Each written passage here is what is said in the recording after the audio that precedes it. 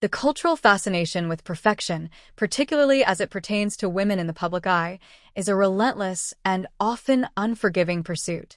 We anoint certain figures with the mantle of flawless, a term that suggests a kind of immutable, divine perfection, an existence untouched by the ordinary blemishes of human life.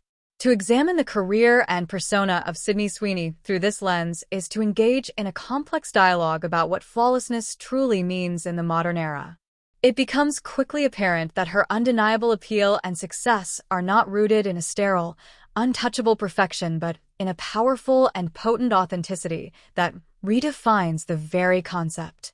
Her flawlessness lies not in the absence of flaws, but in the masterful and intentional embrace of her multifaceted humanity, her professional grit, and a refreshing emotional transparency that resonates deeply with a generation weary of polished, impersonal idols. Sydney Sweeney's physical presence is often the initial gateway for discussions about her perceived perfection. With her striking blue eyes, porcelain complexion, and a figure that has become a topic of both admiration and intense scrutiny, she possesses the archetypal attributes of a classic Hollywood starlet. This surface-level assessment, however, is a profound oversimplification.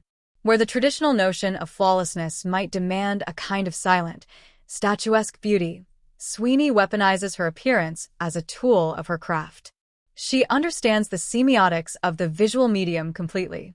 In a show like Euphoria, her character Cassie's beauty is not just a trait, it is her central conflict, her prison, and her currency. Sweeney portrays this with a devastating vulnerability, allowing the camera to capture every tremor of insecurity, every tear that tracks through meticulously applied makeup, every raw and unflattering angle of grief. This willingness to dismantle the very beauty she is celebrated for is what separates her from a mere image. It is an artistic courage that exposes the darkness and complexity lurking beneath the facade of perfection. She does not present an idealized, airbrushed version of feminine distress. She presents it as messy, snotty, and heartbreakingly real. This choice transforms her from an object of beauty into a subject of profound empathy, challenging the audience to look beyond the pretty surface and engage with the tumultuous human experience beneath. This commitment to emotional verisimilitude is the bedrock of her acting methodology.